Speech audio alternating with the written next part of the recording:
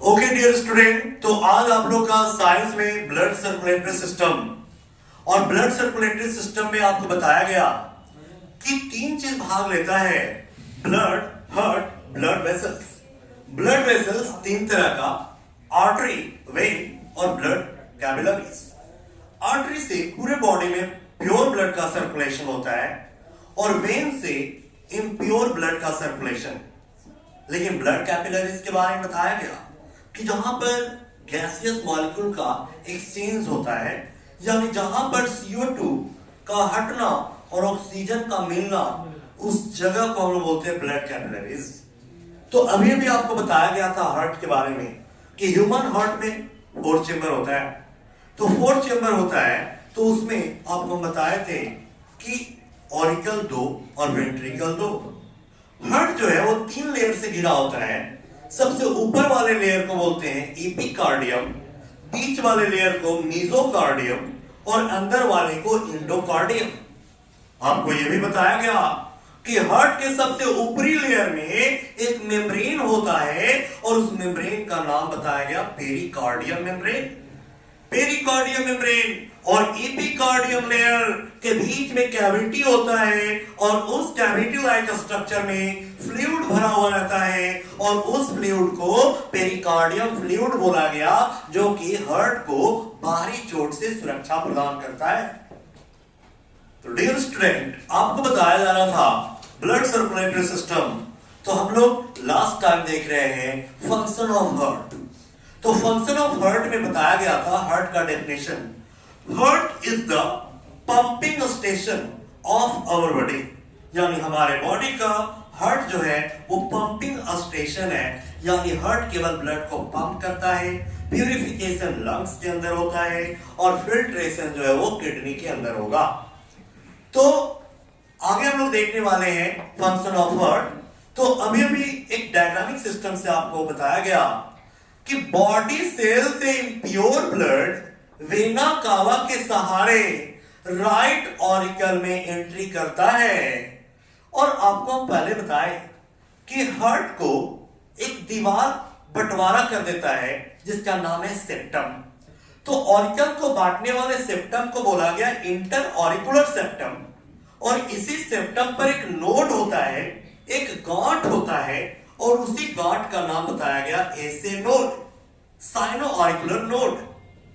तो जब right auricle में ब्लड इंटर किया तो इस नोड से टकराया, तो टकराने के बाद जो है उससे एक उद्दीपन उत्पन्न हुआ, स्टिमुलाइजेशन उत्पन्न हुआ और स्टिमुलाइजेशन के कारण उसका ऑरिकल जो है सिकुड़ गया और सिकुड़ने के बाद जो है वो ब्लड को आगे पंप कर दिया राइट वेंट्रिकल में।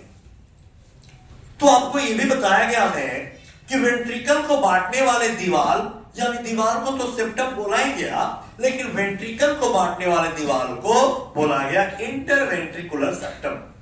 और इस दीवार पर भी एक नोड पाया गया, एवी नोड। और एवी नोड से जब ब्लड टकराया तो टकराने के बाद जो है फिर से स्टिमुलाइजेशन उत्पन्न हुआ और स्टिमुलाइजेशन उत्पन्न होने के बाद जो है फिर से है ना वो ब्लड को, ये वेंट्रिकल सिकुड़ गया और ब्लड को आगे पंप कर दिया पल्मोनरी आर्टरी के सहारे। अभी तक ब्लड जो है इम्प्योर है, या इम्प्योर ब्लड उसे कहा गया, वैसे ब्लड जिसमें CO2 प्रेजेंट हो उसको इम्प्योर ब्लड कहा जाता है, लेकिन वैसे ब्लड जिसमें O2 प्रेजेंट हो उसको प्योर ब्लड कहा जाता है। तो पल्मोनरी आर्टरी के सहारे इम्प्योर ब्लड दोनों लंग्स में चला गया। अगर बॉडी को अगर इस फॉर्म में अगर रखा जाए तो ये लेफ्ट पार्ट है और ये राइट पार्ट है, यानी ये लेफ्ट लंग्स होगा और ये राइट लंग्स होगा। लेफ्ट साइड में जो है ऑर्गन ज्यादा, इसलिए लेफ्ट लंग्स जो है वो छोटा होता है, small in size, but right lungs large in size, यानी कि साइड में बड़ा होता है। और इसका घटना जो है किडनी के साथ भी रिलेट है। अगर लेफ्ट में ऑर्गन ज्यादा तो लेफ्ट लंग्स छोटा, राइट लंग्स बड़ा। अगर लेफ्ट लंग्स छोटा तो लेफ्ट किडनी बड़ा और राइट लंग्स बड़ा तो राइट किडनी छोटा। रिलेशन है। तो हमने बताया कि दोनों लंग्स में इम्प्योर ब्लड चला गया। इम्प्योर ब्लड उसे कहा गया वैसे ब्लड जिसके साथ CO2 प्रेजेंट है।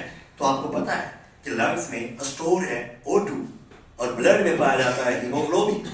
और हीमोग्लोबिन का शर्त तो होता है कि बॉडी में जिसका प्रेशर ज्यादा हम उसी के साथ सर्कुलेट करेंगे। तो CO2 के साथ तो आया, लेकिन यहां पर O2 का प्रेशर ज्यादा। अब ब्लड जो है वो O2 के साथ सर्कुलेट करेगा और O2 के साथ सर्कुलेट करते हुए वो किसके सहारे निकल रहा है? तो याद रखिएगा पल्मोनरी वेन के सहारे। और पल्मोनरी वेन के सहारे अब प्योर ब्लड का सर्कुलेशन हो रहा है। और प्योर ब्लड जो है वो हार्ट के लेफ्ट ऑरिकल में एंटर कर गया। और लेफ्ट ऑरिकल में एंटर जैसे ही किया तो फिर से वो एस नोड से टकराया। एस नोड से टकराने के बाद एक उद्दीपन उत्पन्न हुआ। उद्दीपन यानी कि सूचना, संवेदना, प्रसार। तो ऑरिकल जो है वो सिकुड़ जाता है और सिकुड़ने के बाद जो है वो ब्लड को आगे पंप कर देता। यानी कहां? यानी कि लेफ्ट वेंट्रिकल में। फिर से लेफ्ट वेंट्रिकल में जैसे ब्लड आता है, अभी प्योर ब्लड का सर्कुलेशन हो रहा है और प्योर ब्लड जो है वो लेफ्ट वेंट्रिकल में एंटर किया तो फिर से एवी नोड से टकराया। और एवी नोड से टकराने के बाद फिर से एक उद्दीपन उत्पन्न होगा, स्टिमुलाइजेशन उत्पन्न होगा और वेंट्रिकल सिकुड़ जाएगा। और सिकुड़ेगा जैसे ही वो ब्लड को आगे एरोटा के सहारे बॉडी सेल में पंप कर देता है। This is the process of function of heart. It's over now.